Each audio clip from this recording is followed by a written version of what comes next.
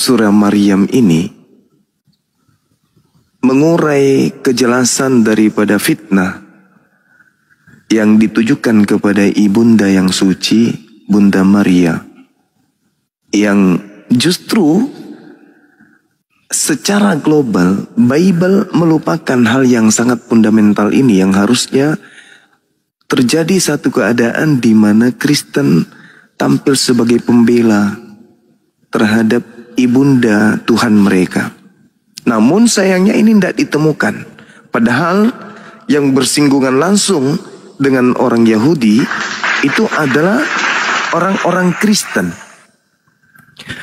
Tokoh-tokoh Kristen utama, jalur utama, poros utama tadinya adalah orang yang bersinggungan dengan Yudaism, yang paham, yang tahu, yang ngerti posisi ibunda Maria di tengah-tengah pergolakan politik yang ada di tengah-tengah Bani Israel.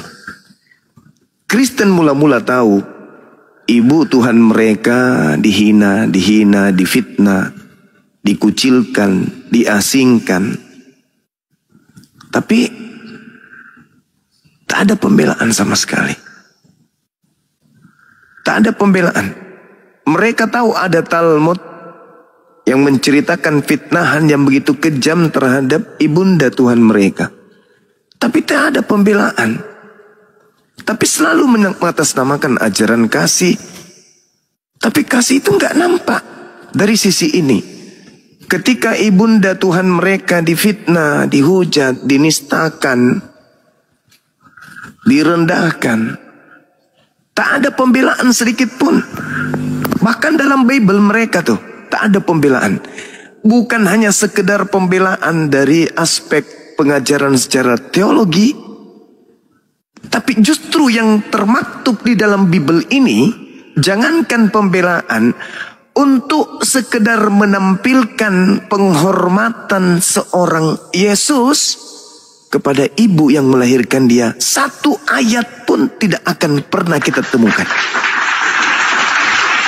Jadi boro-boro orang Kristen melakukan penghormatan terhadap ibunda Maryam, dalam hal ini terhadap tuduhan, ya, secara global saya katakan terhadap tuduhan. Boro-boro di Bible itu sendiri kita tidak pernah menemukan satu ayat di mana Yesus sang anak pernah memperlihatkan rasa hormat kepada ibu yang melahirkan dirinya. Saya boleh ditunjukkan satu dalil, kalau ada orang Kristen yang mampu hadir di sini, menunjukkan kepada saya bagaimana Bible menceritakan Yesus menghormati wanita yang telah melahirkan. Ini indikasi kuat bahwasanya Yesus lahir sebagai Kristus. Harusnya kalau dia mendapatkan penghargaan setinggi-tingginya dari komunitas Kristen, maka tentu kehidupannya akan diceritakan secara runut terperinci sejak dia lahir, kanak-kanak, remaja, dewasa, hingga selesai tugasnya sebagai rasul. Sejauh mana Kristen mencari? Sejauh mana Kristen berpikir? Sejauh mana Kristen membuka diri untuk mencari rahasia di balik hilangnya sejarah Yesus anak Maria ini? Atau jangan-jangan mereka nggak butuh itu semua. Yang mereka butuhkan hanyalah kisah, cerita tentang Kristus yang keluar dari kubur. Mereka nggak peduli ngapain aja Tuhan Yesusnya pada saat usia 17 tahun, 18 tahun, 19 tahun, 20 tahun, 21, sampai 29 tahun. Bayangkan puluhan tahun sejarah oknum yang dikatakan Yesus itu hilang. Mereka tenang-tenang aja. Mereka santai-santai saja. Mereka nggak peduli apapun itu yang terjadi dengan Yesus ini. Tapi giliran yang keluar dari kubur, Pak, jangan Anda sampai mengucapkan kalimat yang tidak baik terhadap oknum tersebut. Ini berindikasikan bahwa Nama Yesus anak Maria hanya dipakai untuk mempopulerkan sembahan mereka yang baru keluar dari kubur. Lalu apa hubungannya dengan Islam? Oh, jangan dibilang Islam itu. Islam tak ada kemudian hadir pada saat apa yang terjadi terhadap Yesus. Islam tidak pernah kemudian mengatakan sebagai pengikut Yesus, Islam tidak pernah menggunakan kitab yang konon ceritanya itu adalah rangkaian sejarah hidup Yesus. Islam jauh dari peradaban Romawi Yunani. Islam jauh dari peradaban Mesir. Islam jauh dari hebatnya orang-orang Bani Ishak, Bani Yehuda, dan seterusnya. Tapi Islam mampu menorehkan satu cerita kisah yang sangat menyejukkan dan membuat hati menjadi lega. Apa itu? Ketika kemudian Al-Quranul Karim datang menceritakan tentang wanita suci ini. Al-Quran menceritakan kepada baginda Rasulullah Muhammad sallallahu alaihi wasallam, A'udzubillahi minasyaitonirrajim. Wazkur fil kitabi Maryam izin tabasat min ahliha makanan syarqiyah. Wahai Nabiku Muhammad, aku pencipta langit dan bumi, datang kepadamu, hendak berfirman, menceritakan kepadamu sebuah kisah tentang wanita yang suci yang akan termaktub di dalam sebuah ketetapan yang aku torehkan berupa wahyu, yaitu Al-Quran. Ketika wanita hambaku yang suci ini diasingkan atau mengasingkan dari keluarganya ke suatu tempat di sebelah timur, yaitu Baitul Maqdis.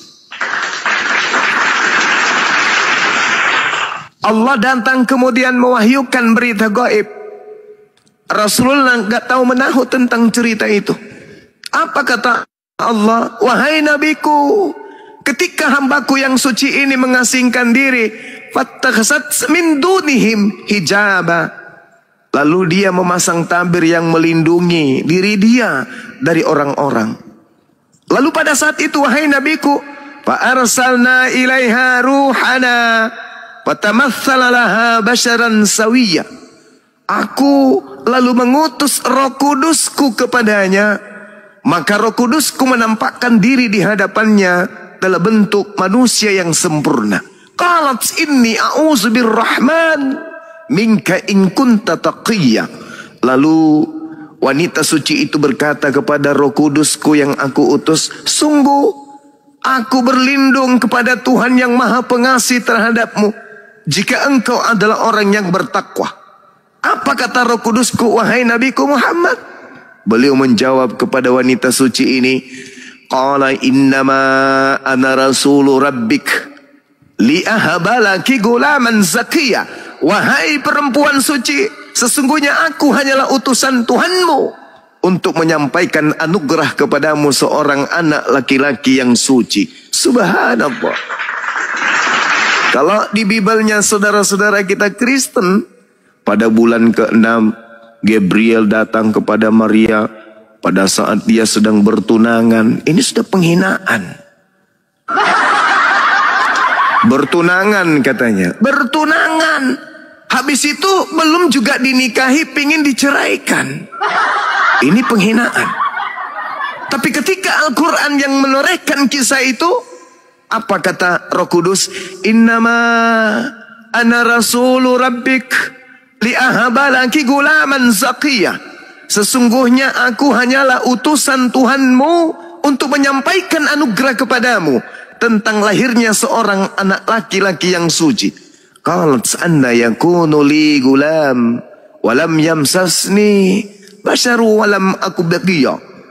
Maryam kemudian tersentak, lalu kemudian menjawab Roh Kudusku, wahai Nabiku Muhammad, bagaimana mungkin? Bagaimana mungkin wahai Roh Kudus, aku mempunyai anak laki-laki, padahal tidak pernah ada orang laki-laki yang menyentuhku. Tidak ada seorang laki-laki yang pernah menjamahku. Dan aku bukan seorang pezina. Walam aku bagia. Subhanallah. Al-Quran membela, Al-Quran meluruskan fitnahan Talmud. Padahal umatnya Nabi Muhammad tidak pernah kemudian mengaku pengikut Yesus. Umatnya Nabi Muhammad tidak pernah mengambil sejarah-sejarah, cerita-cerita yang tersusun kemudian oleh orang-orang yang tidak dikenal. Tapi alhamdulillah, umatnya Nabi Muhammad ditorehkan satu pesan dari langit, bahwa sesungguhnya Maria tidak pernah bertunangan dengan seorang laki-laki. Maria tidak pernah mengandung dari anak seorang tentara Romawi. Maria adalah orang yang suci, yang bukan pesina, yang bahkan tidak pernah disentuh oleh seorang laki-laki manapun. Apa kata Roh Kudus? Kazalik, demikianlah Tuhanmu. Qala rabbuki huwa alayya hayyan. Tuhanmu berfirman, hal itu mudah bagiku, dan agar kami menjadikan satu tanda kebesaran Allah bagi manusia dan sebagai rahmat dari kami, dan hal itu adalah satu urusan yang sudah diputuskan. Kalau kaidah di Al-Quran, rupa-rupanya Siti Maryam hamil sebagai bukti kebesaran Allah, sebagai rahmat bagi alam semesta. Kehamilan beliau sebagai rahmat. Kehamilan beliau sebagai pembelajaran kebesaran suatu tanda dari langit. Tapi kalau di kitab seberang dikatakan sebagai anak pesina. Penderitaan tidak berujung sampai situ. Nanti di ujung-ujungnya dikatakan makhluk terkutuk di atas salib. Sedangkan Al-Quran mengatakan itu adalah suatu ketetapan. Wa kana amran maqdiyah, kata Allah. Hal itu adalah suatu urusan yang sudah ditetapkan oleh Allah. Maka apa yang terjadi, sahabat? Fahamalathu fantabazat bihi makanan qasiyya. Maka yang terjadi, Siti Maryam alaihi salam mengandung.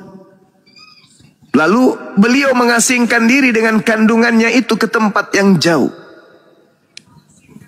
Setelah kemudian rasa sakit melahirkan memaksanya untuk bersandar pada sebuah pohon. Lalu kemudian Maryam mengatakan, wahai betapa baiknya aku mati sebelum ini, dan aku menjadi seorang yang tidak diperhatikan dan dilupakan. Itu kata Maryam. Lalu kemudian Roh Kudus menyeru kepadanya. Apa kata Roh Kudus? Fanadaha min tahtiha alla tahzani qad ja'ala rabbuki tahtaki sariyah. Kata Allah, kata malaikat, kata Roh Kudus, jangan, kata Roh Kudus, jangan engkau bersedih hati. Sesungguhnya Tuhanmu telah menjadikan anak sungai di bawahmu.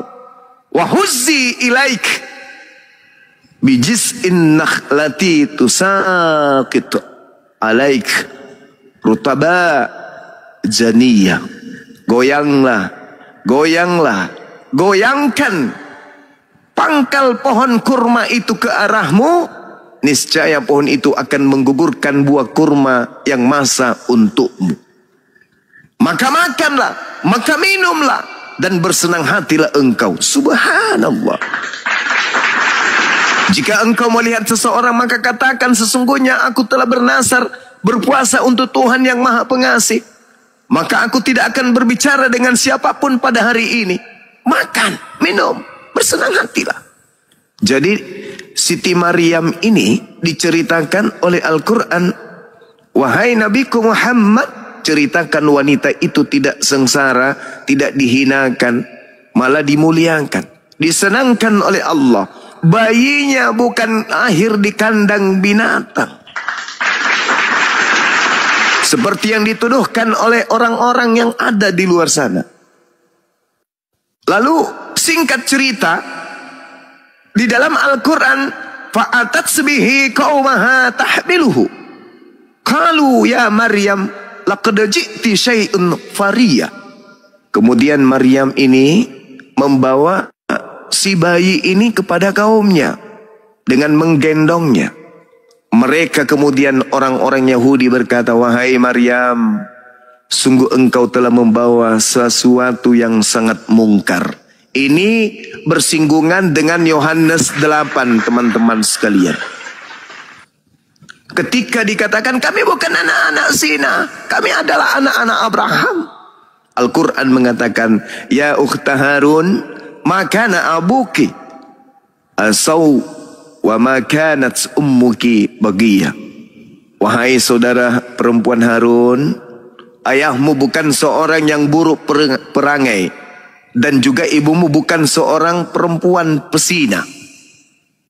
Maka kemudian Maryam ketika mendapatkan tuduhan itu, apa kata Maryam kepada orang-orang Yahudi pada masanya? Maryam menunjuk, silakan kau tanya kepada anakku, siapa dia dan apa kelakuanku? Kenapa kau mengatakan aku pezina? Lalu orang-orang Yahudi pada saat itu berkata kepada Siti Maryam, kaifa nukallimu man kana fil mahdi sabiyya? Wahai kau si Maryam, bagaimana mungkin kami akan berbicara dengan anak kecil yang masih ada dalam ayunan? Subhanallah. Apa kata Nabi Isa alaihissalam yang masih bayi? Inni abdullah atani alkitab wa ja'alani nabiyya. Sesungguhnya aku ini hamba Allah, dia yang memberiku Injil dan dia menjadikan aku seorang nabi. Ibuku bukan seorang pesina. Ibuku bukan orang tercela. Aku utusan Allah, aku hamba Allah yang suci. Aku diberi kitab Injil dan aku ditetapkan menjadi seorang nabi bagi Bani Israel. Ini bukti bahwa Al-Quran mengajarkan Rasulullah Muhammad sallallahu alaihi wasallam memuliakan Yesus, memuliakan Isa, memuliakan Yesua, memuliakan Isa alaihi salam beserta dengan ibunya dan keluarganya. Adakah ajaran seperti ini ditemukan di ajaran Kristen yang konon katanya ajaran kasih, ajaran anak-anak Tuhan, pengikut Yesus? Adakah? Adakah dalam cerita Bible mensucikan tuduhan-tuduhan tersebut terhadap Yesus dan ibunya? Adakah? Sedangkan busur penentu daripada kebijakan yang muncul kemudian antara orang Islam dan Kristen dalam menyikapi hal ini adalah ketika berbicara tentang Yohanes 16, nomor 7, nomor 8, nomor 9, nomor 10, nomor 11, nomor 12, nomor 13, nomor 14. Apa yang inti di situ? Ketika seorang penolong lain, ketika penghibur itu datang, ketika Roh Kudus itu datang, maka dia akan memuliakan aku. Tidakkah sedikit orang Kristen berpikir betapa Al-Quran memuliakan ibu daripada Tuhan yang mereka sembah? Betapa Al-Quran memuliakan kemudian Tuhan yang mereka sembah dengan mengatakan aku adalah hamba Allah yang suci, terkemuka di dunia dan di akhirat. Dari kecil aja dia sudah membentengi ibunya dari fitnah. Dari kecil saja dia sudah menyampaikan berita-berita dari langit. Dari kecil dia sudah menyatakan dirinya sebagai orang yang suci. Malah dikatakan begini, wa barran biwalidati wa lam yaj'alni jabbaran syaqiyya. Dan aku berbakti kepada ibuku dan dia tidak menjadikan aku sebagai orang yang sombong. Malah dikatakan dalam dalil Al-Quran bahwasanya Nabi Isa alaihi salam itu diberkati dimanapun beliau berada, dan beliau hanya mengajarkan kemudian kepada Bani Israel untuk senantiasa menyembah hanya kepada Allah, Tuhanku dan Tuhanmu. Wa innallaha rabbi wa rabbakum wa rabbukum fa'budu hadza siratum mustaqim. Ini ajaran Nabi Isa alaihi salam kepada kemudian orang-orang Yahudi. Nah, ini tidak didapatkan kemudian bagaimana Nabi Isa menceritakan dirinya, bagaimana Allah menceritakan dirinya dalam Al-Quran. Wa ja'alani mubarakan aynama kuntu. Dan Allah menjadikan aku sebagai seorang yang diberkahi, yang disucikan di mana saja aku berada. Saya ulang, nabiku menerima informasi dari langit. Wahai nabiku Muhammad, sampaikan ke seluruh penjuru bumi, utusanku yang lahir tanpa ayah di tengah-tengah Bani Israel adalah utusanku yang aku berkahi dimanapun dia berada. Al-Quran surah Maryam ayat 31. Wa ja'alani mubarakan aina ma kuntu. Dikatakan di dalam Yohanes 16, 13, 14. Apabila seorang penolong itu yang lain itu datang, maka dia akan memuliakan aku. Apa yang dikatakan oleh Al-Quran? Allah yang mengutusku menjadikan aku seorang yang diberkahi, diberkati dimanapun aku berada. Makanya sering kita bawa tema Kristus itu, Yesus itu, salib itu berkat atau kutuk. Sehingga Al-Quran mengatakan, aku Nabi Isa yang lahir tanpa ayah, tidak pernah aku dikutuk. Baik itu di gunung, baik itu di bukit, di danau, dalam rumah, di luar rumah, dimanapun aku berada, baik di atas pohon, di atas salib, aku selalu diberkati. Berarti sudah bertentangan dengan pola yang ada di Kristen. Justru di Kristen Yesus dikutuk. Kalau di Al-Quran Yesus dimuliakan, diberkati dimanapun berada. Berarti di mana bekerja roh kebenaran itu? Di mana seorang penolong lain itu? Di mana penghibur itu bekerja? Di Al-Quran atau di Bible? Kan itu poinnya. Wa ja'alani mubarakan aina ma kuntu. Ketika penolong itu lain, ketika seorang penghibur itu datang, ketika Roh Kudus itu datang, maka dia akan memuliakan aku. Al-Quran ada kehinaan terhadap oknum tersebut? Tak ada sama sekali. Tapi kalau di dalam Bible, dia juga yang ditampar, dia juga yang diludahin, dia juga yang diseret, dia juga yang ditelanjangin, dia juga yang ditonjok, dia juga yang digantung, dia juga yang ditombak, dia juga yang dibunuh. Dan endingnya dia juga yang dikutuk. Sudah puas sampai situ? Belum. Belum puas orang Kristen sampai di situ. Lalu apalagi Bang Suma? Seluruh kemaksiatan berpuncak sampai ke langit yang mereka lakukan harus ditanggungkan kepada oknum Yesus. Dosa berzina, dosa merampok, dosa membunuh, memburik, semuanya dilimpahkan kepada Yesus. Manusia yang paling kutuk, manusia yang paling kotor, manusia yang paling penuh dosa adalah Yesus berdasarkan Bible. Kenapa? Seluruh dosa-dosa orang Roma, Yunani, Belanda, semuanya ditanggungkan kepada satu oknum yang justru di Al-Quran dikatakan manusia suci yang diberkahi oleh Allah dimanapun berada. Ini satu pengajaran yang tidak relevan dengan misi kedatangan Yesus. Yesus mengatakan, akulah jalan, akulah kebenaran, akulah hidup.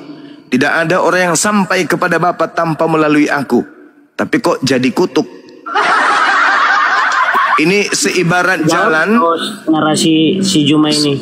Sabar kawan. Seibarat jalannya udah hancur lebur. Jembatannya udah hancur, jembatannya udah bolong-bolong, jalannya hancur di mana-mana. Bagaimana bisa sampai kepada tujuan kalau hancur semua jalanan? Dia dikutuk, bagaimana bisa orang yang dikutuk menghantarkan manusia kepada Sang Yang Maha Suci? Bukankah untuk selamat sampai ke pencipta langit dan bumi yang maha suci harus melalui sesuatu yang suci? Bagaimana mungkin bisa mencapai kepada puncak kesucian kalau jalan penuh dengan kutuk? Kristus telah menebus orang-orang yang percaya kepadanya dari kutuk hukum Taurat dengan jalan menjadi kutuk karena orang Kristen, sebab ada tertulis terkutuklah dia yang mati digantung di atas tiang salib. Na'udzubillah summa na'udzubillah. Ini yang mau menghantar kepada keselamatan? Tidak mungkin, mustahil. Tidak ada orang yang bisa sampai kepada Bapa tanpa melalui kesucian. Kalau melalui makhluk terkutuk, itu sampainya neraka. Sekira begitu saudara, mohon maaf panjang lebar. Mudah-mudahan apa yang saya sampaikan ini bisa direspon dengan positif. Kalau ada yang salah dari uraian saya, silakan diluruskan. Tapi kalau ada kebenarannya, semoga itu menjadi bias atau cahaya untuk mendatangkan hidayah. Demikian, silakan teman-teman. Masya Allah, Masya Allah. Barakallah fi abangku. Bang Krishna, monitor. Abang, menyimak bang? Dibuka mute-nya bang? Iya bang, iya. Aduh, abang kenapa kok nangis bang? Enggak, ini tenggorokan sakit bang. Oh, kirain nangis abang. Ada lagi yang mau ditanya bang? Mumpung ada Bang Zuma di sini, barangkali ada masih. Ya silakan bang. Itu awal penangkapan si Yesus itu gimana sih bang? Kok bisa dia dapat sama tentara Romawi?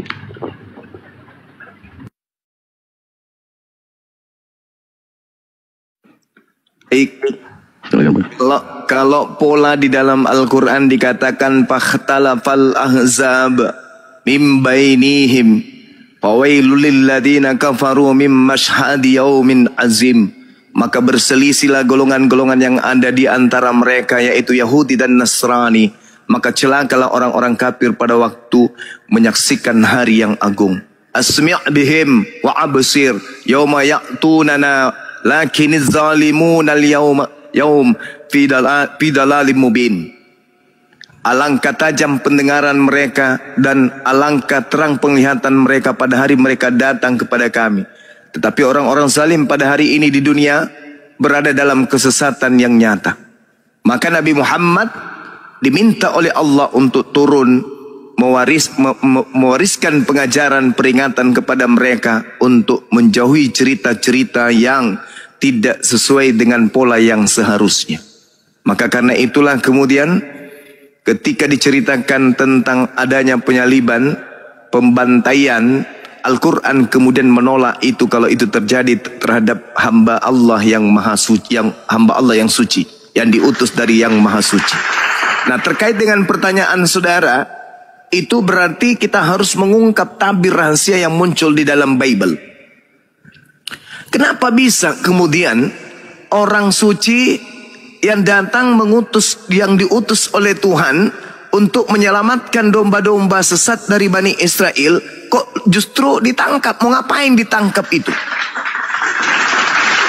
Kalau kita melihat dan berbicara mengenai Yesus, maka sandaran kita itu wajib hukumnya cerita yang ada pada TKP. Jangan pada surat kabar robek yang menceritakan tentang hal yang dimana wartawannya sendiri tidak hadir pada saat itu.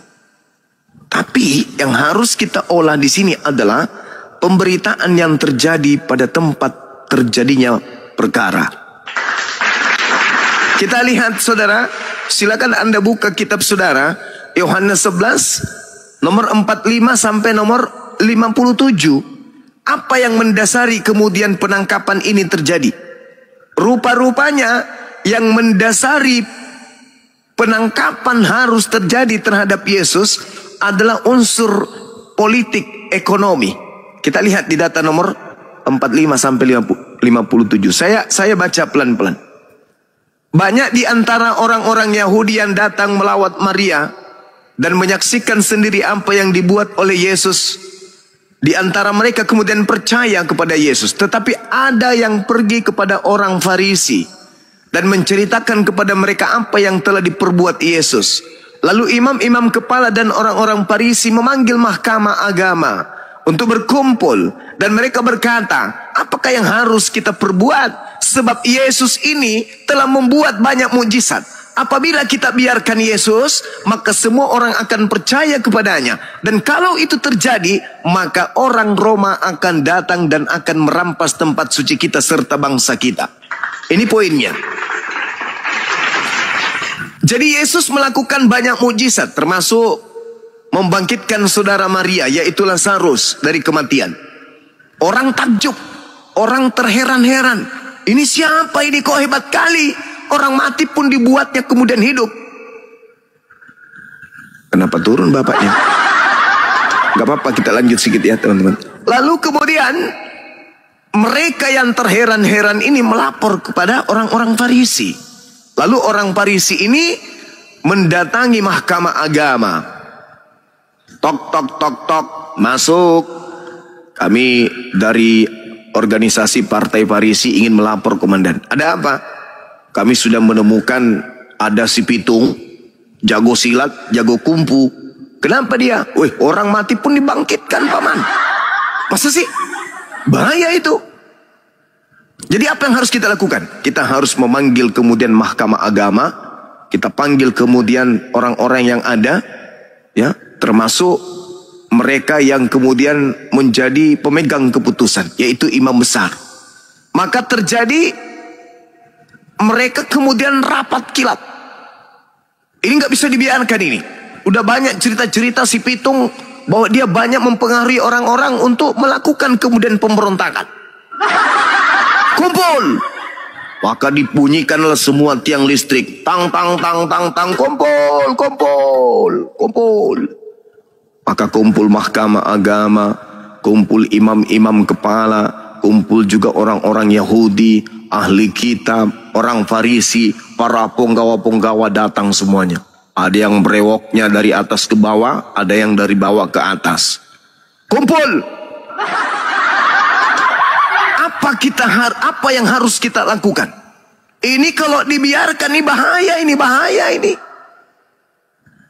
Bahaya ini. Banyak orang yang semakin percaya kepadanya. Dan kalau ini sampai dibiarkan, maka bangsa kita akan dirampas oleh bangsa Romawi. Maka pemimpin mereka kemudian mengangkat suara. Apa katanya? Kalian ini tidak tahu apa-apa. Kalian tidak insaf bahwa lebih berguna bagimu jika satu orang mati, yaitu Yesus, untuk bangsa kita, daripada seluruh bangsa kita ini binasa. Lebih baik satu orang Yesus mati daripada seluruh bangsa kita ini binasa. Apa yang mendasari pernyataan imam kepala ini keluar? Yang mendasarinya apa? Binasa karena dosa waris kah?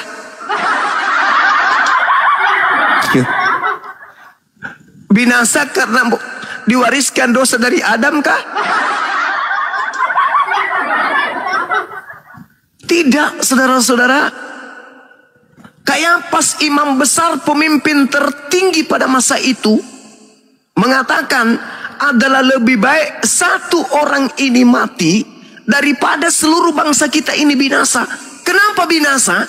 Bukan karena dosa waris, Cak Ayu, tapi binasa karena bangsanya dirampas oleh bangsa Romawi. Jauh sekali, jauh.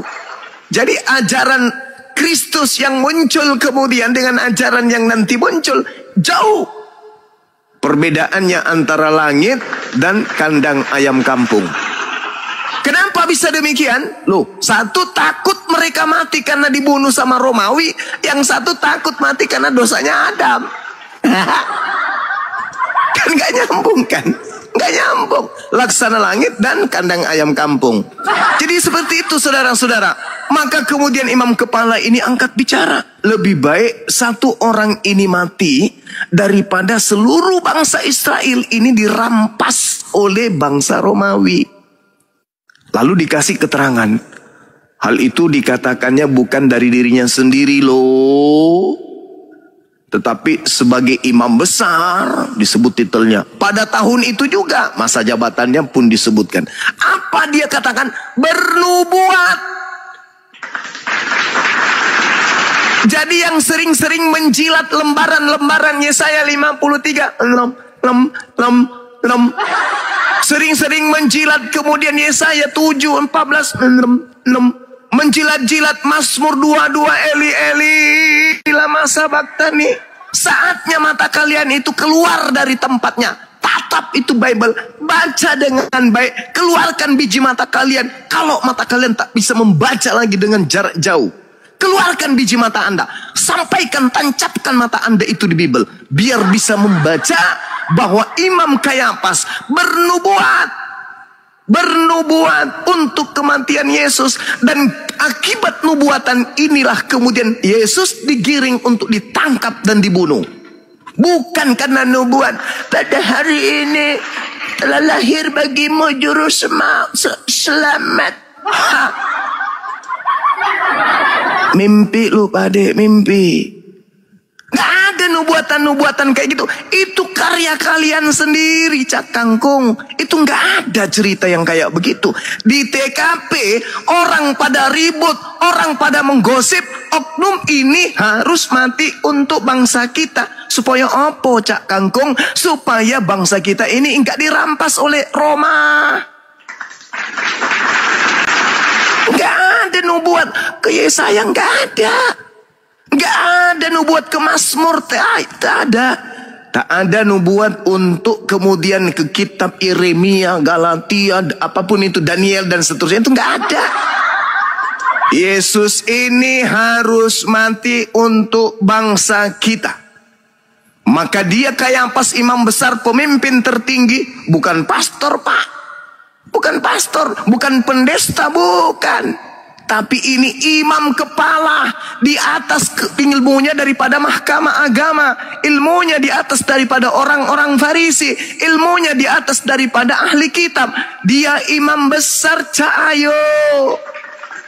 Bernubuat. Apa nubuat? Yesus harus mati untuk bangsa kita. Dan bukan hanya untuk bangsa kita saja, tetapi juga untuk mengumpulkan dan mempersatukan anak-anak Elohim yang sudah bercerai-berai. Endingnya apa? Endingnya apa, teman-teman? Mulai hari itu mereka sepakat. Titik 2, koma pembuka, untuk membunuh Yesus, koma penutup titik. Apa kesimpulannya bagi orang waras? Orang waras ya, orang gila pasti marah dengar ini. Apa kesimpulannya bagi orang waras? Oh, sekali lagi. Oh, yang lebih bagus. Oh, ternyata mereka sepakat membunuh Yesus karena mereka takut bangsa mereka dirampas oleh Roma. Bukan karena dosanya Cak Kangkung, bukan karena dosanya bukan karena dosanya Cahayu, bukan. Itu cuman pandai-pandaian daripada pengikut. Itu pasti. Yang marah pasti orang yang gak waras. Maka mulai hari itu mereka sepakat membunuh Yesus. Ada nggak Kristen di situ? Oh, sekiranya Kristen di situ ada, para pendeta ada di situ dengan pastor, dia akan teriak nih. Tunggu. Kalian salah. Imam kepala salah. Mahkamah agama salah. Orang Farisi salah. Orang Yahudi salah. Kalian salah. Duduk. Saya ini sebagai pastor, sebagai pendeta ingin bicara sama kalian. Kalian ini semuanya salah semua ini. Kalian ini tidak mengerti apa-apa. Yang benar adalah Yesus itu harus mati untuk dosa waris.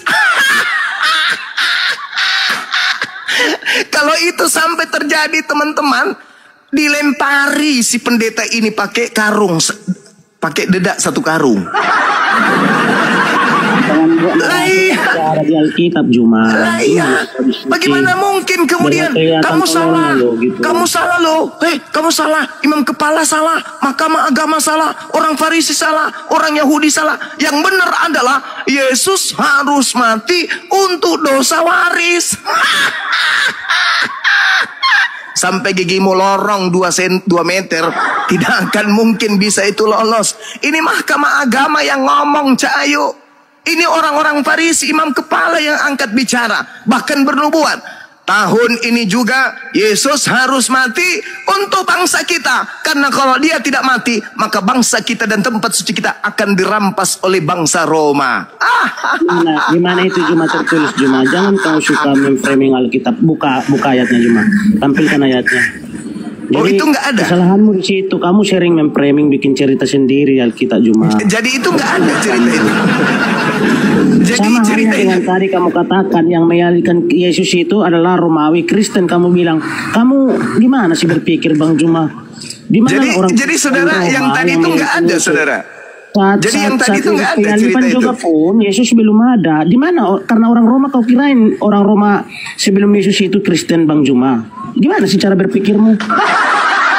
Tadi kamu katakan dari awal, makanya saya naik mau berbantai itu.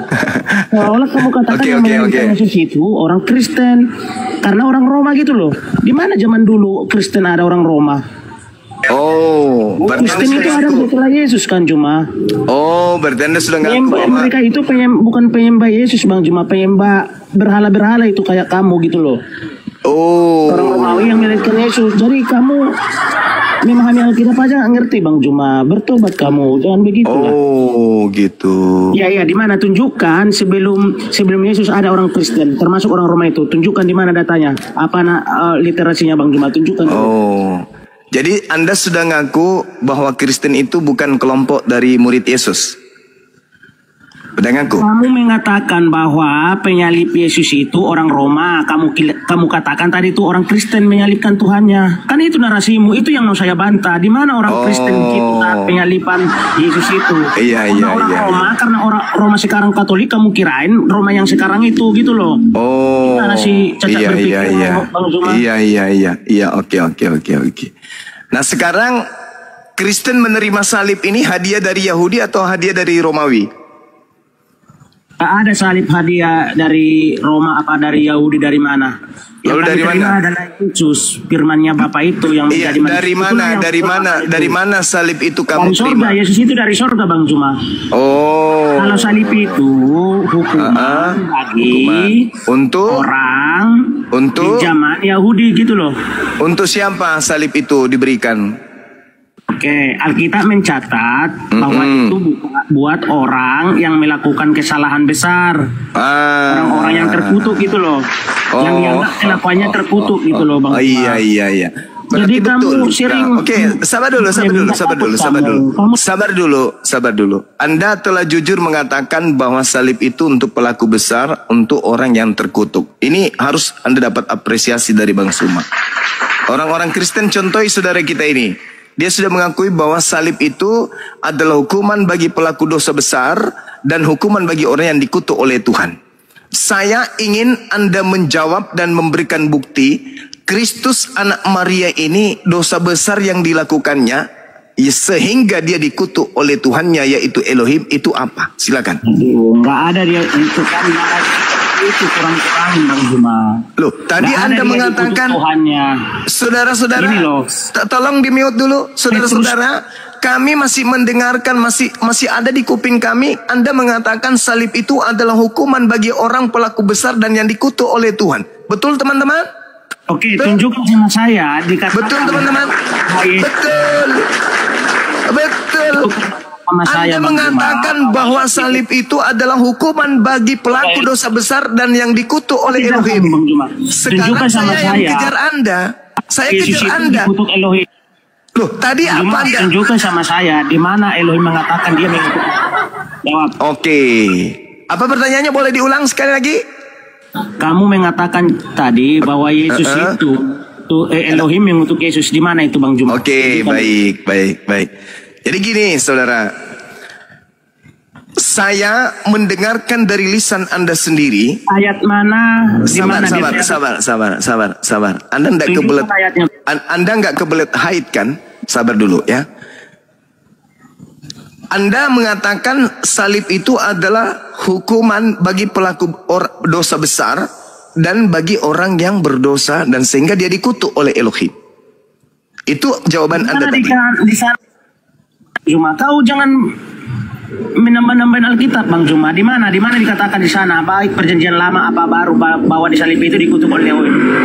Loh, jawab dulu. Tadi Anda mengatakan salib itu adalah hukuman bagi pelaku dosa besar yang dikutuk oleh Elohim. Betul tidak? Tidak ada saya katakan dikutuk, tapi bagi orang yang betul. Gimana ini teman-teman? Gimana ini sahabat-sahabat semua? Tadi kita mendengarkan beliau ngomong, kutuk salib itu adalah hukuman bagi pelaku dosa besar dan yang dikutuk oleh Elohim. Kami mendengarkan itu. Di mana di sana dikatakan? Oke, nanti putar ulang. Di mana saya katakan dikutuk Elohim Bang Juma? Jangan kau nambah-nambahin. Sekarang kalau begitu saya tanya, kutuk salib itu hukuman untuk siapa? Aku tanya dulu. Untuk manusia.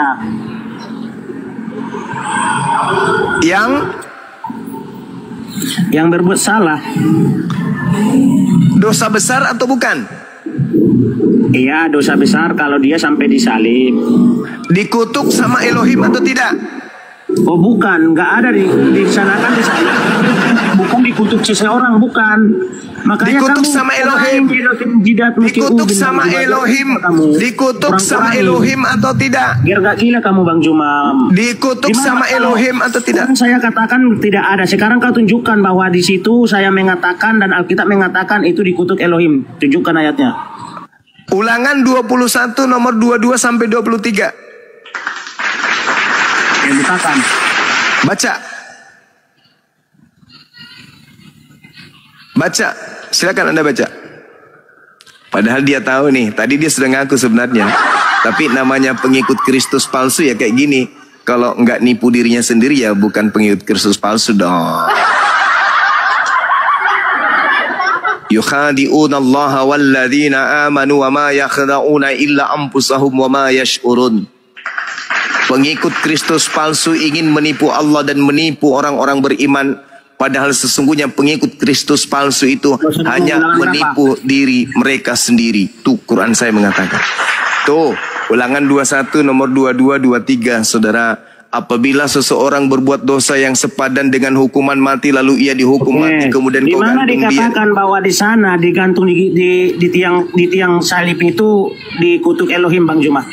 Itu nomor 23-nya. Baca, saya Iya. baca kitab saya. Maka Apabila jangan- seseorang berbuat dosa yang maka sepadan janganlah dengan hukuman ayatnya, mati, nomor 23. lalu ia dihukum mati kemudian kau gantung dia kau gantung pada sebuah tiang. Di mana dikatakan Elohim di sana mengutuk yang tergantung di sebuah tiang? 23. Maka janganlah mayatnya dibiarkan semalam-malaman pada tiang itu, tetapi haruslah engkau menguburnya dia pada hari itu juga, sebab seorang yang digantung terkutuk oleh Elohim.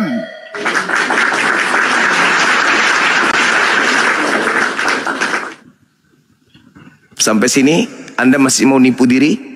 Di mana? Atau Anda mau Dibatin dulu Pandi.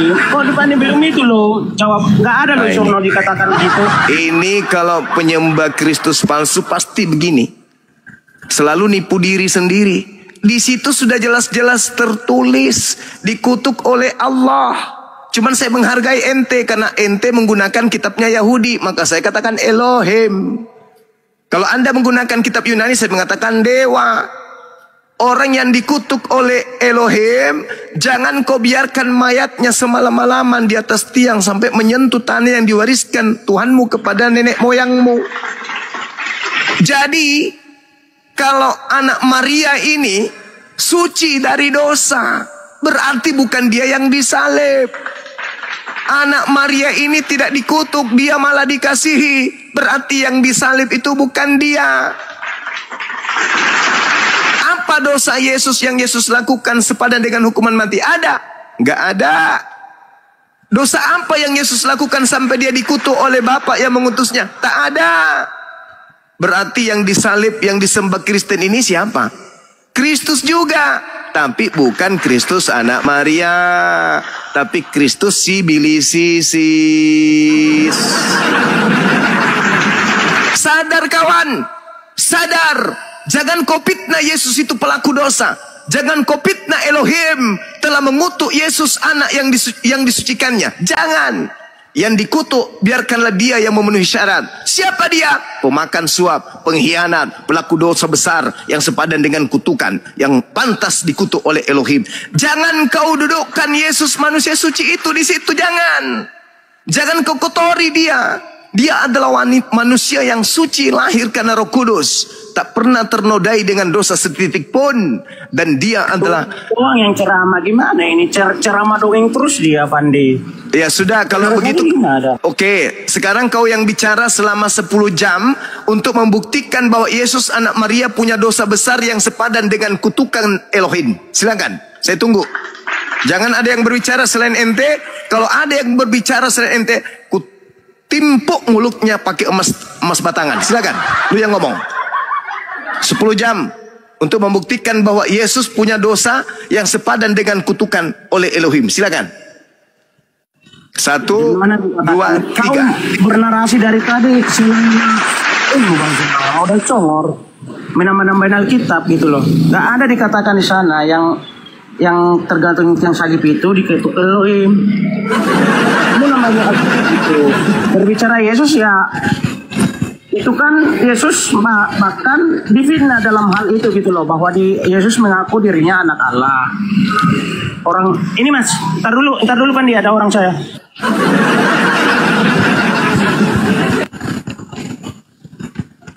Masuk angin. Ntar dulu lah, gue masih ada kerjaan bro. Tapi nggak suka aja narasi kalau kamu berdebat Bang Zuma, bahwa baca Alkitab itu secara letterlek, baru kamu terangkan biar kamu mengerti. Jangan tambahin, jangan kurangin kayak tadi. Kata-kata seperti itu tidak ada kau tambahin. Jadi orang kamu menyesatkan Bang Zuma gitu loh maksudnya bro. Makanya saya bilang bertobat kamu. Menangis itu dalam ayunan, jangan di dalam TikTok. Ketawain orang dewasa. Itu Bang Zuma tadi betul loh, Yesus tidak melakukan pelanggaran. Nggak masuk angin ini Kojiro, ini aman dia. Bang Zuma betul, Yesus tidak melakukan pelanggaran apapun yang setimpal dengan hukuman mati. Betul itu Bang Zuma. Nah, tapi Bang Zuma harus ingat, ada satu orang yang melakukan pelanggaran yang setimpal dengan hukuman mati, yaitu Barabas. Nah, Yesus ini kan menggantikan Barabas. Nah, itu.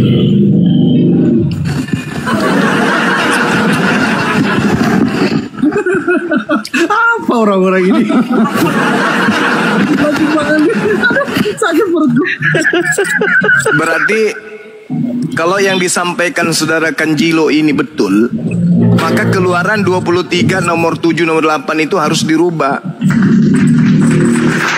Bunuhlah orang yang tidak berdosa, bunuhlah orang yang benar, sebab aku Tuhan akan membenarkan pelaku dosa.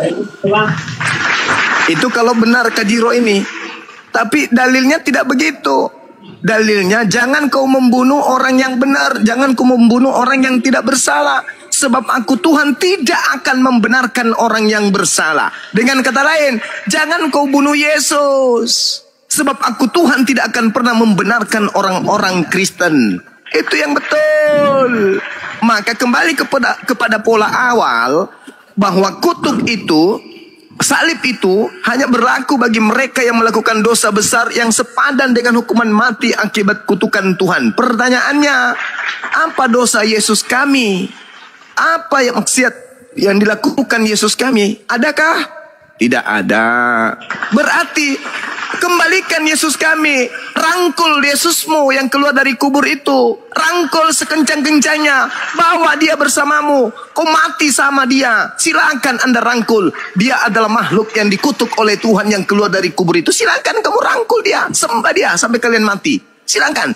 Tapi jangan kau sentuh Yesus kami yang datang di tengah Bani Israel sebagai jalan untuk menuju kepada pencipta langit dan bumi. Silakan Anda dengan Kristus kalian. Silakan. Konjilo. Tadi Bang Zuma itu nggak ngedongeng loh tadi loh. Itu benar. Itu ada di Yohanes 11 angka 48. Ini aku bacain ya, bacain.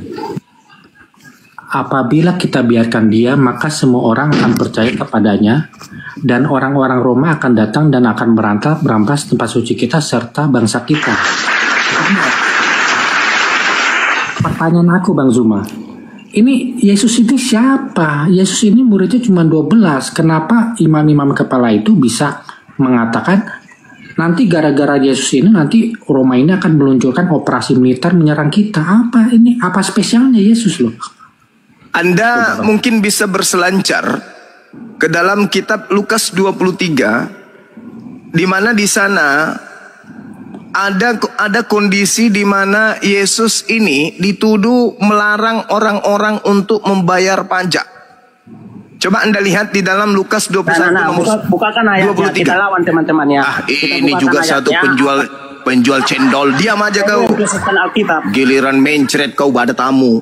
Giliran saya ngomong sama Kak Jilo, kau balik bicara. Saya masih buka ya udah kau diam dulu kalau gitu. Kau benerin itu celana dalammu, kau benerin dulu. Ngomong aja nyerocos, ilmu tak ada. Diam udah. Lukas berapa? Lukas berapa Bang Zuma? Udah. Lukas berapa? Lukas 23 nomor 1 nomor 2 tak bacain. Lalu bangkitlah seluruh sidang itu dan Yesus dibawa menghadap Pilatus. Di situ mereka mulai menuduh Yesus. Katanya, telah kedapatan oleh kami bahwa Yesus ini menyesatkan bangsa kami dan melarang membayar pajak kepada Kaisar. Ini khawatir mereka. Kekhawatiran mereka kalau orang semakin... Sabar dulu. Sudah dulu kau Subaidah. Ku cakar juga mulut kau nanti.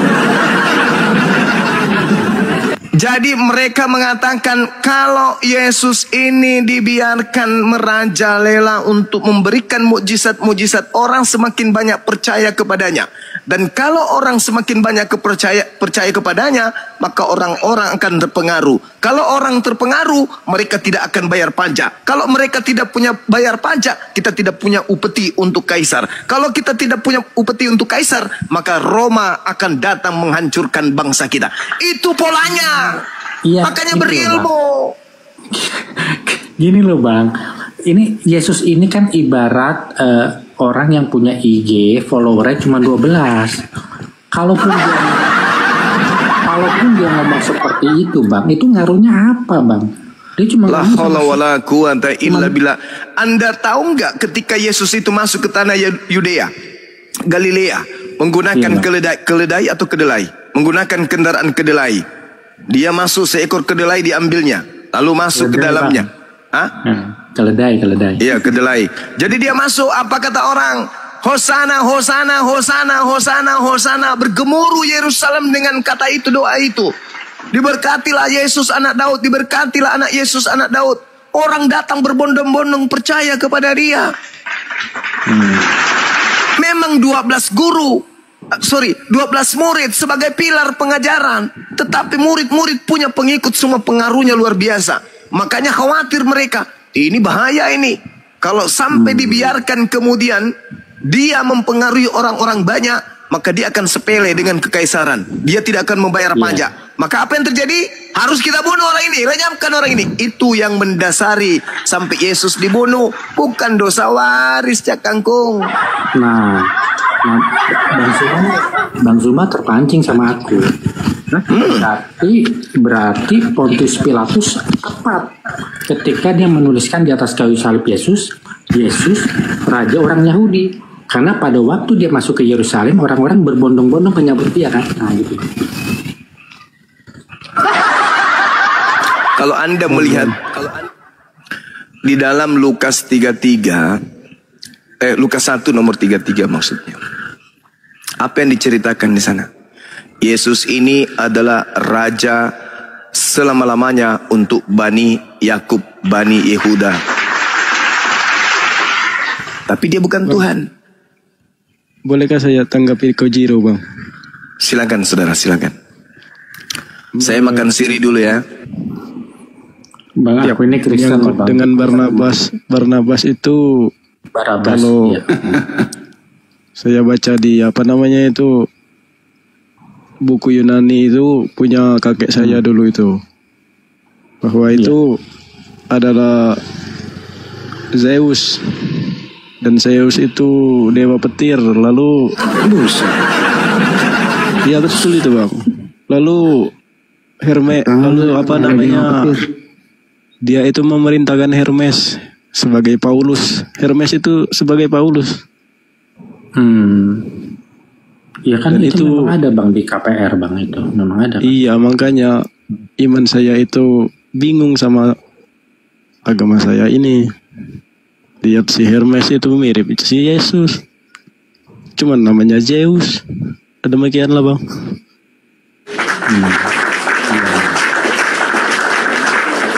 Gara-gara RK ini banyak orang mualaf nanti, gara-gara RK nih, gara-gara super pel nih.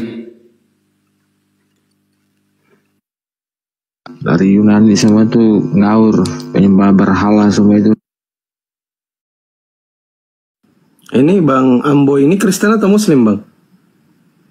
Saya Kristen Bang. Yang disembah siapa Bang?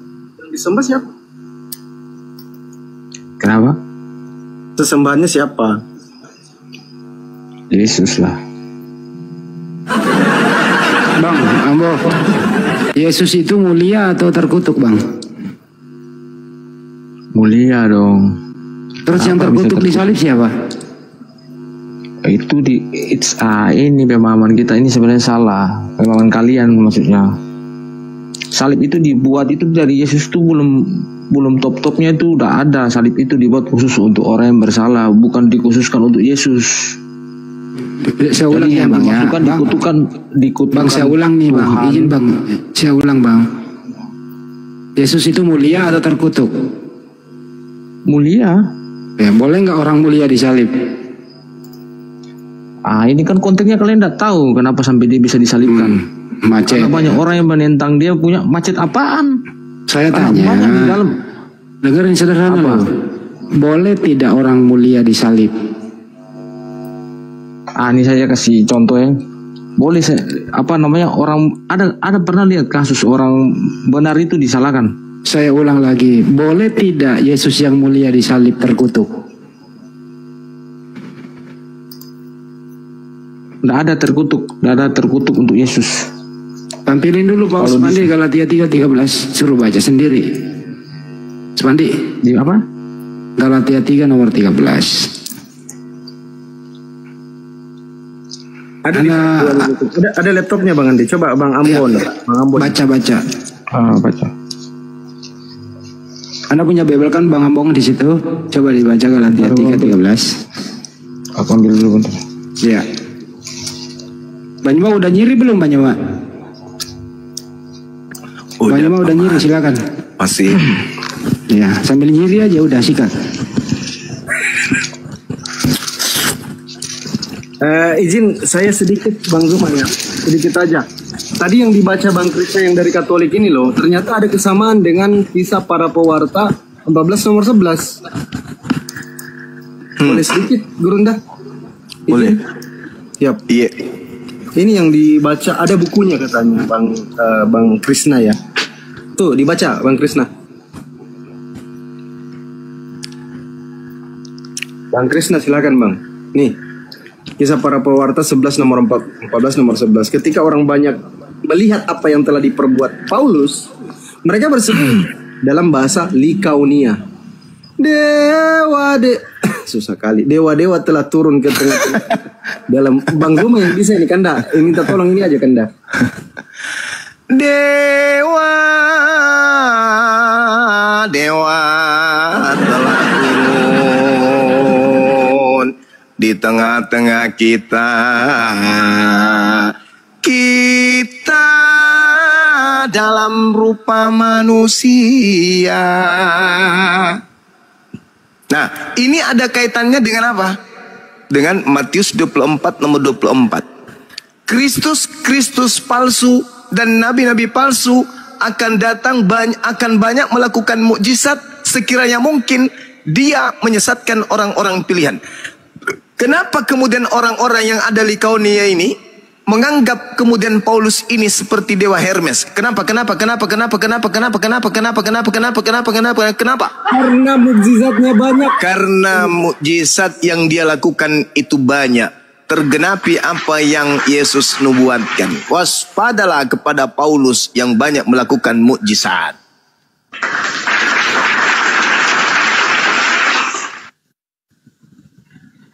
Jadi Kristen tak sanggup menunjukkan satupun dosa Yesus yang bisa meloloskan Yesus sebagai orang yang disalib. Saudara-saudaraku Kristen, dengarkan ini. Mumpung Bang Suma familiar di kuping kalian, dengarkan. Bang Suma ingin ngomong sama kalian. Orang yang disalib syaratnya ada dua. Yang pertama, melakukan dosa di mana dosa ini sepadan dengan hukuman mati. Syarat yang kedua, pelaku dosa maksiat yang sepadan dengan hukuman mati ini memang sudah relevan, sudah cocok untuk dikutuk oleh Elohim. Pertanyaan saya, apakah Yesus anak Maria memenuhi syarat?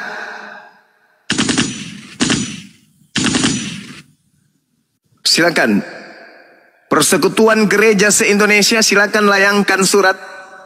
Apakah Yesus Kristus anak Maria memenuhi syarat? Tidak, Silakan. Paman. Tidak memenuhi syarat.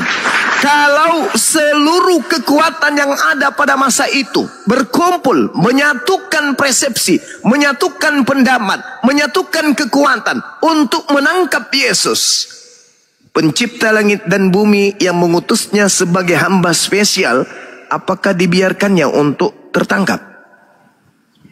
Tidak, Paman. Ada dalil?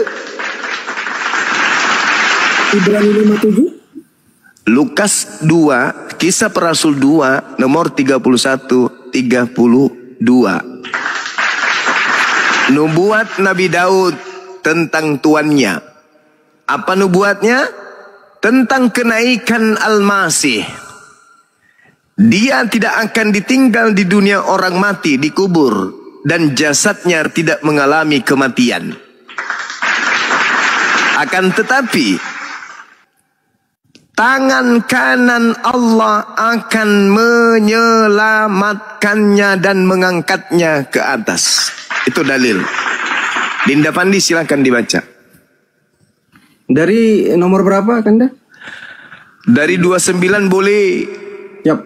Silakan. Saudara-saudaraku, aku boleh berkata-kata dengan terus terang kepadamu tentang Ini khotbah Petrus. Siap. Bapak bangsa kita, ia telah Daud. mati dan dikubur, dan kuburannya masih ada pada kita sampai hari ini. Yes. Ia adalah seorang nabi. Yes. Tahu bahwa Elohim telah berjanji kepadanya dengan mengangkat sumpah bahwa ia akan Angkat sumpah, sabar. Elohim telah berjanji kepadanya dengan mengangkat apa? Sumpah. Sumpah. Elohim bersumpah. Ada yang bisa mengalahkan ini? Sumpah Elohim. Apa sumpahnya? Baca. Apa sumpahnya? Baca. Bahwa ia akan mendudukkan seorang dari keturunan Daud sendiri di atas tahtanya. Terus? Karena itu, ia telah melihat ke depan dan telah berbicara tentang kebangkitan Mesias. Ketika ia mengatakan bahwa dia tidak ditinggalkan di dalam dunia orang mati. Dan dagingnya tidak mengalami kebinasaan. Subhanallah. Lalu baca terus. Inilah yang dibangkitkan Elohim, dan terus hal itu kami semua adalah saksi. Saksi. Terus dan sesudah ia ditinggikan oleh tangan kanan Elohim, Masya dan menerima Allah, Roh Kudus yang dijanjikan itu, maka dicurahkannya apa yang kamu lihat dan dengar di sini. Masya Allah, subhanallah. Ini sumpah Tuhan. Ya, silakan. Itu kan setelah, ini menurut logika saya sih Bang. Iya. Setelah dia diangkat itu, lalu turun yang di jaringan saya ya. Bukan jaringan beliau. Jaringan beliau. Ya, diingatkan lagi deh. Jaringan saya nih Bang. Ya, Coba diulangi Bang Krisna. Begini Bang, setelah diangkatnya Zeus, siapa itu si Yesus itu kan, lalu turunlah itu si Zeus itu, mungkin itu yang menurut logika saya, lalu memerintahlah dia Hermes atau Paulus itu yang menurut logika saya sih Bang. Bukan logika antum, bukan logika Anda. Itu dalilnya. Baca nomor 36-nya. Dinda Pandi. Siap. 36-nya. Kisah Para Pewarta 2 nomor 36. Iya. Jadi seluruh kaum Israel harus tahu dengan pasti bahwa Elohim telah membuat Yesus yang kau salibkan itu menjadi Tuhan dan Kristus. Nah, tuh. Sekarang pertanyaan saya nih kepada semua yang ada di grup ini, yang ada di atas komal dan yang di bawah. Tadi saya bertanya, apakah Yesus memenuhi syarat untuk disalib? Tidak Bang. Tidak memenuhi. Berarti ada oknum lain kan? Ya rasa itu si Barnabas itu, Nah, itulah oknum lain ini yang dijadikan Kristus baru bagi orang-orang Kristen. Yang dikatakan di dalam Galatia 3:13, Kristus baru ini menebus Kristen dari kutuk hukum Taurat dengan jalan menjadi kutuk karena Kristen, sebab ada tertulis, terkutuklah dia yang digantung di atas tiang salib. Jadi yang terkutuk di atas tiang salib ini adalah Kristus baru, hadiah dari Tuhan untuk mereka yang menyalibnya. Makanya di data nomor 40-nya, Dinda Pandi bisa baca? Ya. Dinda Pandi nomor 40 bisa? Silakan. Dan dengan banyak perkataan lain, ia memberi suatu kesaksian yang sungguh-sungguh dan ia mengecam dan menasihati mereka. Apa katanya? Berilah dirimu diselamatkan dari angkatan jahat ini. Jadi yang menyalip itu angkatan jahat. Yang keluar dari kubur itu angkatan jahat. Maka Petrus kemudian menasihati dan mengecam mereka. Berilah dirimu untuk diselamatkan dari angkatan jahat ini. Maksudnya jangan kau percaya akan penyaliban itu. Bertaubatlah akan perbuatanmu itu. Sebenarnya yang kau lakukan ini adalah suatu kemaksiatan yang sangat luar biasa. Ini yang dimaksud. Makanya Paulus mengatakan dalam 1 Korintus 1 nomor berapa tuh? Nomor 23. 23. Iya, penyaliban itu adalah satu kebodohan bagi orang-orang non-Yahudi. Masya Allah, barakallah. Ada kaitannya nggak dengan Yesus nih marah kan di Matius 7:23 itu? Enyalah kau pembuat kejahatan. Iya, Inilah. betul. Iya. Kenapa kemudian dia marah? Kenapa dia marah? Karena dia dianggap Kristus yang mereka sembah. Padahal Kristus yang mereka sembah itu adalah Kristus yang baru keluar dari kubur. Bukan dia. Bukan dia yang disembah. Makanya orang Kristen ketika nanti di padang mahsyar mencari Yesusnya, tinggal satu Yesus. Karena iblis tidak menunggu untuk disidang. Iblis itu tidak perlu kemudian dia dihakimi. Karena sebelum masuk neraka, dia sudah memang penghuni neraka. Sudah diputuskan dan dia ikhlas masuk ke neraka. Jadi dia tidak tunggu untuk menunggu ditimbang amal baiknya. Enggak, langsung di neraka. Jadi yang tersisa tinggal satu Yesus. Nah, orang Kristen tidak menemukan Kristusnya yang mereka sembah selama di dunia. Yang muncul hanya anak Maria. Datanglah mereka, Yesus, Tuhan. Bukankah kami di dunia tadinya bernubuat pakai namamu? Bukankah di dunia tadinya kami mengusir setan pakai namamu? Dan kami pun bermukjizat tadinya pakai namamu juga. Apa kata Yesus? Apa? Enyalah daripadaku. Aku tidak mengenal kalian. Gila nggak tuh? Gila nggak? Bayangkan. Orang Kristen baru lahir, udah diajarin kemudian mengenal Yesus. Yesus Tuhan kita.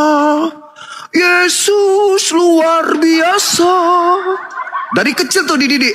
Ke gereja, kebaktian, sekolah minggu. Wah, masakan iya nggak dikenal sama Yesus? Bayangkan tuh. Mereka mati siang malam, usaha siang malam, buka usaha, bongkar usaha siang malam, menyembah Yesus. Masa iya nggak kenal Yesus? Masa Yesus nggak kenal dia? Makanya ketika dia datang, apa kata Yesus? Aku tidak mengenal kalian. Kalian semua adalah pembuat kejahatan. Enyahlah daripadaku. Kok bisa? Ada apa? Oh, rupa-rupanya yang Kristen sembah ini adalah Kristus yang lain. Andai saja Yesus itu bisa mengatakan, sebenarnya nama Yesus yang kau panggil, yang kau seru, yang kau mengusir setan karena namanya dan yang kau panggil Tuhan itu bukan aku, Dek. Yang di dalam neraka tuh, sana. Ke Tuhanmu sana, ikut sama Tuhanmu.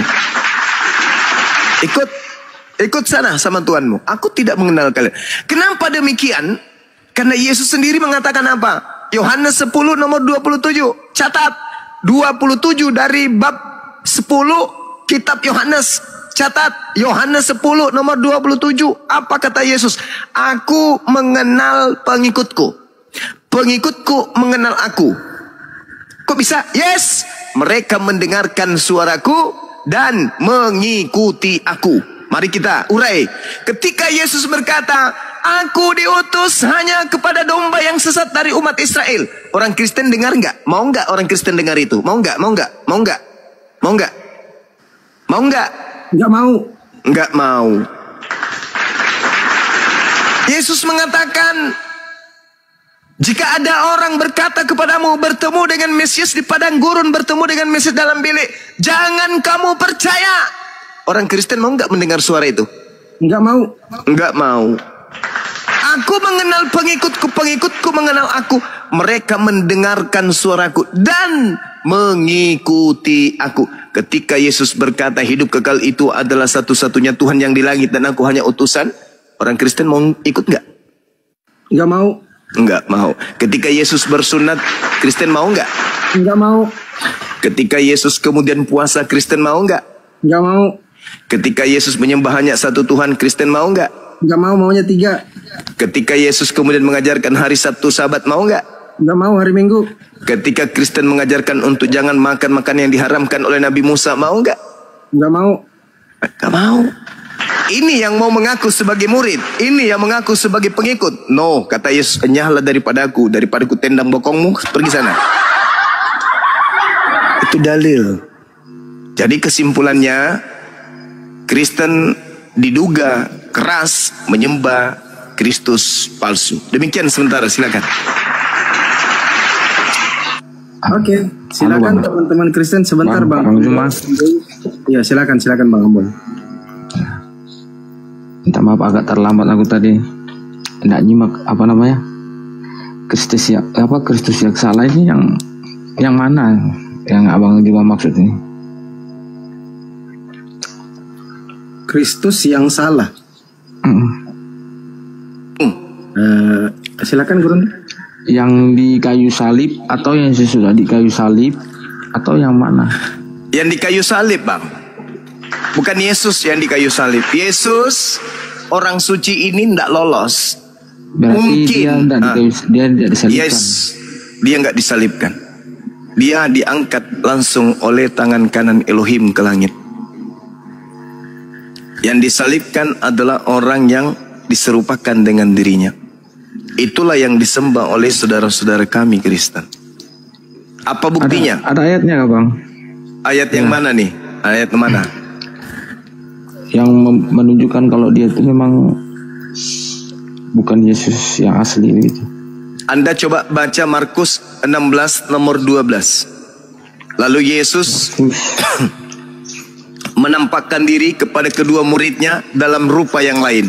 Pertanyaan saya, yang nongol saat itu rupanya sudah lain. Apa yang Anda pahami di situ?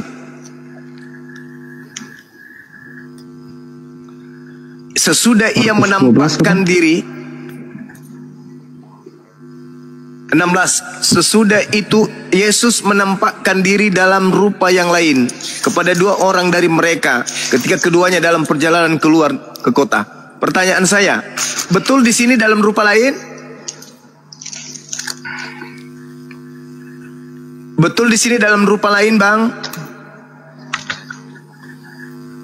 Bang. Bentar, Bang. Satu mangkok, Bang. Markus 16 nomor 12. Nomor 12. Sesudah itu ia menyatakan rupa lain kepada orang. Sudah rupa lain, Bang? Iya. Sudah rupa lain? Iya, Bang. Dari mana Markus tahu kalau itu Yesus?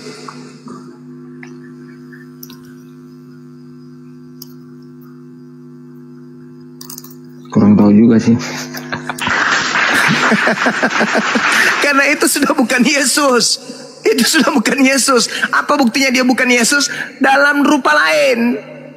Tetapi supaya dianggap itu Yesus, maka dikatakan, maka dia Yesus menampakkan diri dalam rupa yang lain kepada kedua muridnya. Dari mana Markus tahu kalau itu Yesus? Yang kedua, Kisah Para Rasul 25 nomor 19. Mereka berselisih paham tentang seseorang yang bernama Yesus. Paulus mengatakan dia masih hidup, sedangkan yang lain mengatakan dia sudah mati. Bang, boleh saya tanya Bang Juma? Boleh. Itu Barnabas itu emang ada kitabnya ya? Barnabas itu muncul di apa ya? Abad 16 kok nggak salah. Sesudah si Yesus itu diangkat kah? Iya, betul. Tapi begini saudara, kalau Anda membaca Kisah Para Rasul, Anda akan menemukan bahwa Paulus ini hanya orang nebeng. Yang utama dari murid yang harusnya ke Antioquia itu adalah Barnabas, bukan Paulus. Barnabas ini yang memanggil Paulus untuk melakukan penginjilan di Antioquia. Di sana mereka berselisih paham. Berarti betul itu Bang. Iya. Si Barnabas itu yang disebut Zeus itu.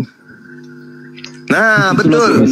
Barnabas Zeus, Paulus itu Hermes. Itulah Tuhannya betul. Si Paulus. Itu menurut logika saya. Iya, merasa enak buah.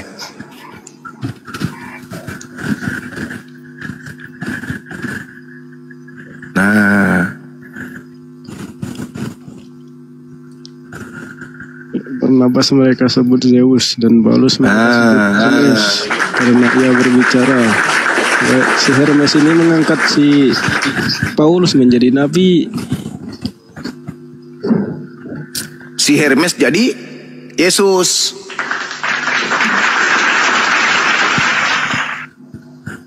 Enggak Bang. Jadi Hermesnya bukan jadi Kristus.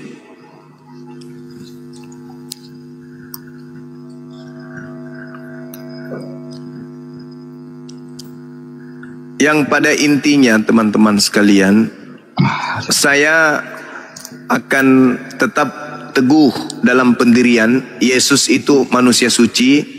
Yesus itu yang adalah anak Maria yang lahir tanpa ayah, manusia suci yang tidak mungkin disalib.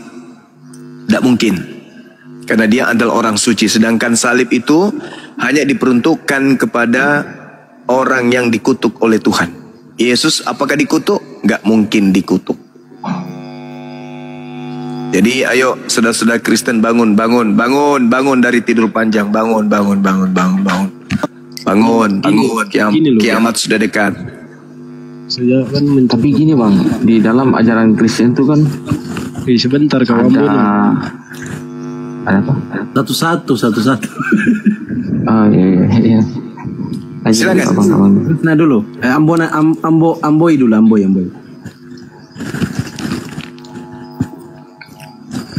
Silakan Bang Amboi. Ini dalam ajaran Kristen itu kan tentang penyaliban Yesus itu kan udah ada dalam perjanjian lama.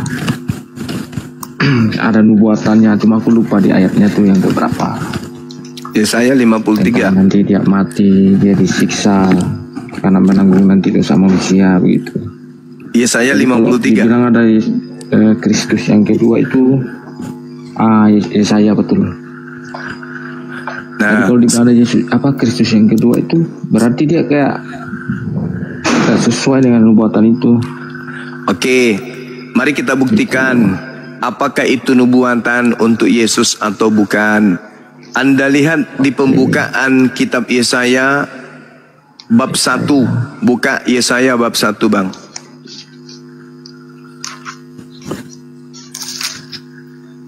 Boleh baca nomor 1-nya? Sorry Bang. Iya. Saya dulu lah Bang, nanti lupa saya naik Bang.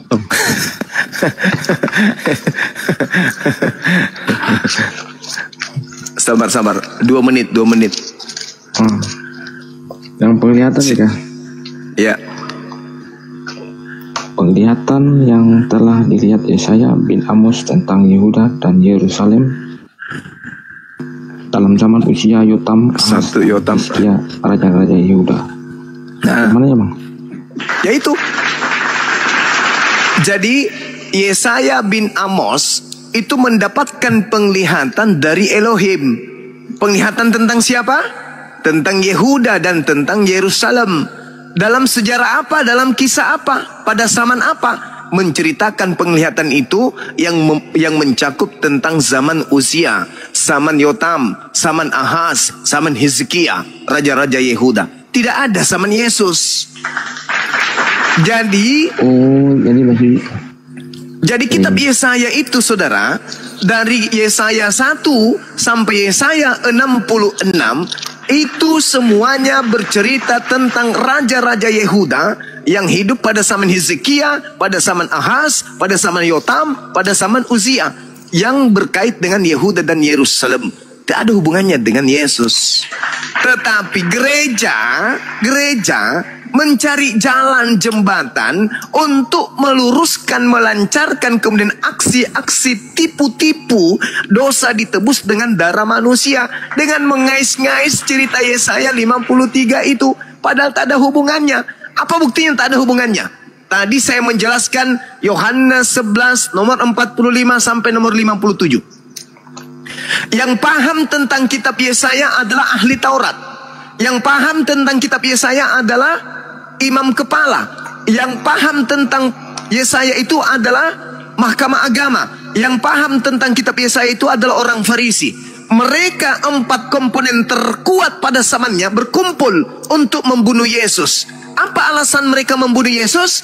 Mereka takut bangsanya dirampas oleh bangsa Romawi.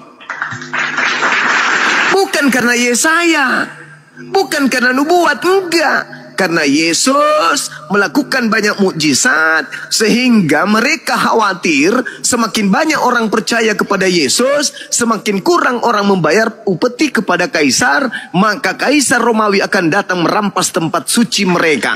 Maka hari itu juga imam kepala Kayafas bernubuat bahwa Yesus harus mati untuk bangsa Israel.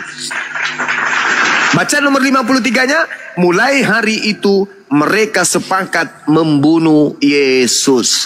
Baca Matius 27 nomor 18, apa kata Gubernur Pilatus? Imam kepala mahkamah agama, orang Farisi, ahli Taurat, orang Yahudi, seluruhnya menyerahkan Yesus untuk disalibkan. Karena apa? Karena dengki. Karena apa? Karena dengki. Sekarang kalau Anda baca Amsal 21 nomor 18, apa kata Tuhan di situ?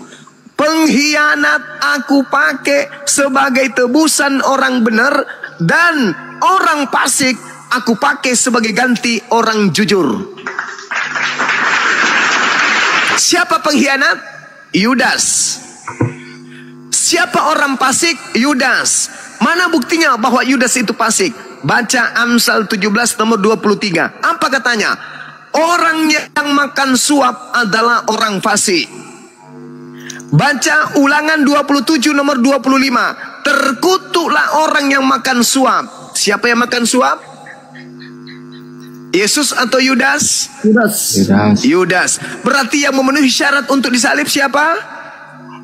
Yudas, paman. Yudas lah. Yudas. Di dalam Yohanes 6 nomor 70, Yesus berkata apa? Bukankah aku yang memilih engkau yang 12, dan satu di antaramu adalah iblis? Siapa yang iblis? Yudas, paman. Yudas. Baca Yohanes 12 nomor 30. Ada yang bisa baca? Ada, paman. Silakan. Yudas menerima roti itu lalu segera salah. Yohanes 13. 12. Siap. Yohanes 12 nomor 30. Jawab Yesus. Suara itu telah terdengar bukan oleh karena aku, melainkan oleh karena kamu. Nomor 31. Sekarang berlangsung penghakiman atas dunia ini. Sekarang juga penguasa dunia ini akan dilemparkan keluar. Siapa penguasa dunia? Iblis, paman. Siapa yang iblis tadi? Yudas. Siapa yang masuk ke kubur? Yudas. Siapa yang dilemparkan keluar dari kubur? Yudas, paman. Mau bukti lagi? Silakan Anda buka Yohanes 14 nomor 31. Nomor 30, sorry. Tidak banyak lagi aku berkata-kata dengan kamu sebab penguasa dunia ini datang dan ia tidak berkuasa sedikit pun atas diri. Siapa penguasa dunia? Iblisis, Paman. Sis. Apakah dia berkuasa terhadap Yesus? Tidak, Paman. Ketika iblis masuk ke dalam Yudas, apakah dia berkuasa kepada Yesus? Tidak, Paman. Berarti sia-sia Yudas mengkhianat Yesus, sebab yang disalibkan justru iblis, yaitu adalah dirinya. Selesai perkara bagi orang yang berakal. Bagi orang yang iman buta, doktrin dan dogma akan menolak ini semua. Padahal ini data ada di dalam Bible. Yukhadi'una Allah walladzina amanu wa ma yakhda'una illa anfusahum wa ma yash'urun. Mereka orang-orang kafir ingin menipu Allah dan menipu orang-orang beriman, padahal sesungguhnya mereka hanya menipu diri mereka sendiri. Ini Gurunda, ini juga yang dikatakan di dalam surah Al-Bayyinah ayat 6 ya. Bismillahirrahmanirrahim. Ulaika hum syarrul bariyah. Mereka adalah sejahat-jahatnya makhluk. Iya, bukan sejahat-jahatnya, seburuk-buruknya makhluk. Kalau jahat itu berhenti menjadi jahat, menjadi baik. Tapi kalau buruk, susah itu berhenti. Ini teman-teman, cobalah secara, jangan membawa akidah, jangan membawa agama. Sudut pandang kehidupan kita sebagai anak manusia aja dulu. Kita duduk merenung, pesan kopi sama Mak Timang dengan pisang goreng sedikit, minta sama Uwa Ian, lalu kita hirup rokok sebatang, duduk menatap ke dunia luar dari Indonesia. Tengok ke Israel, lalu tengok ke Roma. Kristen pertama menapaki kakinya di bumi itu di Roma. Mereka menyebut diri mereka dengan Katolik. Kenapa orang Israel Katolik tidak satu tempat ibadah? Bukankah Katolik menggunakan kitabnya Yahudi? Kenapa tidak satu tempat ibadah? Kenapa orang Katolik dan orang Israel tidak pernah bersatu di dalam konsep beragama? Ada apa? Kenapa bisa? Katolik kok berdiri sendiri? Kalau dia berasal dari Nabi Musa kok beda? Orang Yahudi ada nggak sejarahnya merayakan Natal? Orang Yahudi pernah nggak kemudian mereka berpesta dengan menggunakan darah babi? Orang Yahudi ada nggak sejarahnya mereka kemudian tidak bersunat?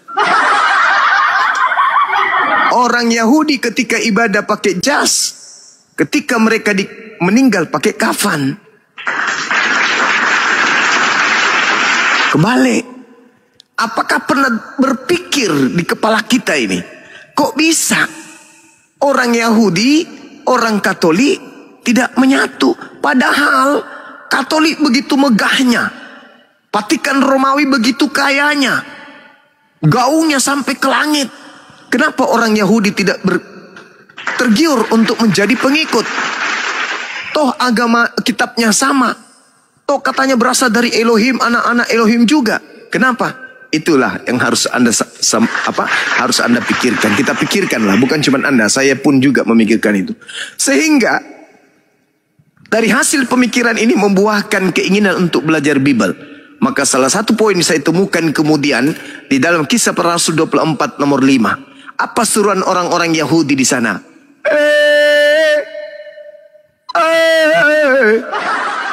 Inilah dia si Paulus, si penyakit sampar, yang telah menyesatkan seluruh orang Yahudi di dunia, orang beradab.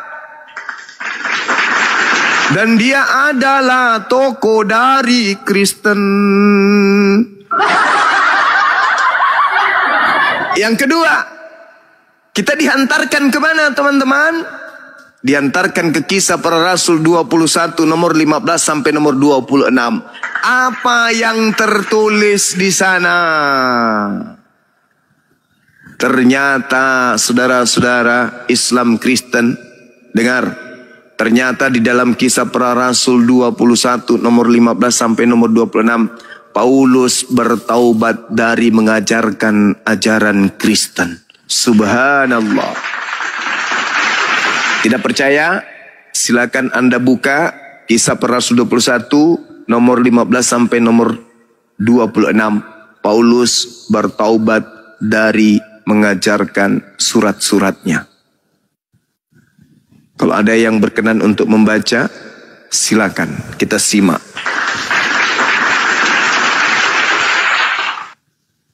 Bertaubat dia ditahirkan, lalu dia mempersembahkan kurban. Wow.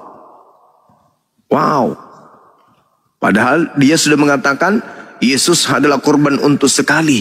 Yesus sudah menebus dosa. Tapi kenapa ketika dia kembali ke Yerusalem, dia malah ikut mempersembahkan kurban lagi? KPR berapa 20, tadi? 21 ya. 21 ayat 15, nomor 15 sampai nomor 26. Tolong dibaca.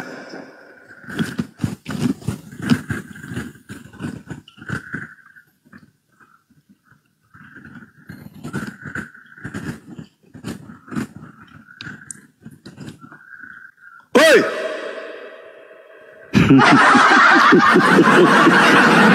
Man rasa Kepada serius amat sih bacanya. Lagi dicari kan. Yang mana nih? KPR 21. Sesudah beberapa hari lamanya tinggal di Kaisarea, berkemaslah kami, lalu berangkat ke Yerusalem. Bersama-sama dengan kami turut juga beberapa murid dari Kaisarea. Mereka membawa kami ke rumah seorang yang bernama Manason. Ia dari Siprus, dan sudah lama kami menjadi murid. Kami akan menumpang di rumahnya. Ketika kami tiba di Yerusalem, semua saudara menyambut kami dengan suka hati. Pada keesokan harinya, pergilah Paulus bersama-sama dengan kami mengunjungi Yakobus. Semua panatua telah hadir di situ. Paulus memberi salam kepada mereka, lalu menceritakan dengan terperinci apa yang dilakukan Elohim di antara bangsa-bangsa lain oleh pelayanannya.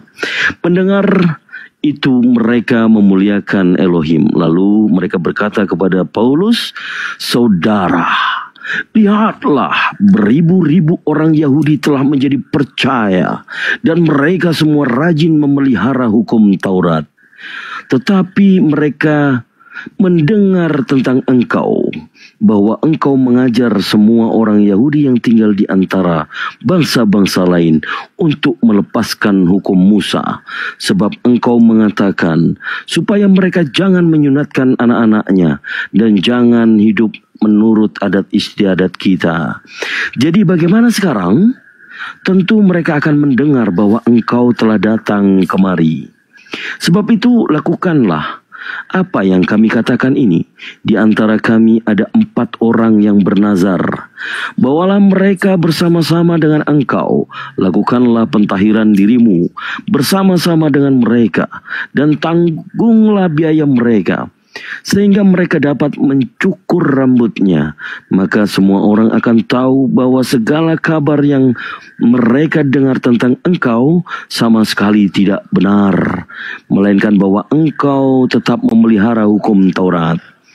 Tetapi mengenai bangsa-bangsa lain yang telah menjadi percaya, sudah kami tuliskan keputusan-keputusan kami, yaitu mereka harus menjauhkan diri dari makanan yang dipersembahkan kepada berhala, dari darah, dari daging, binatang yang mati dicekik, dan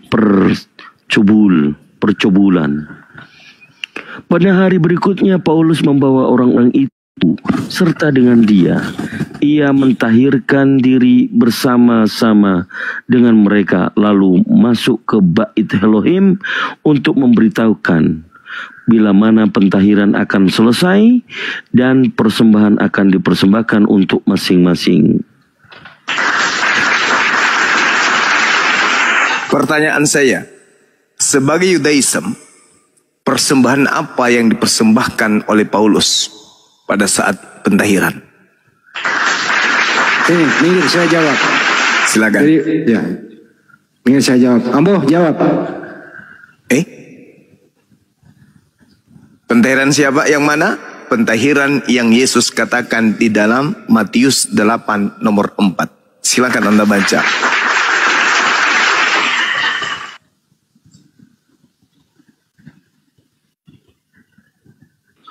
Lalu Yesus berkata kepadanya, waduh ketombak. Kena tombak lagi, kok kurang asem ini orang-orang ini.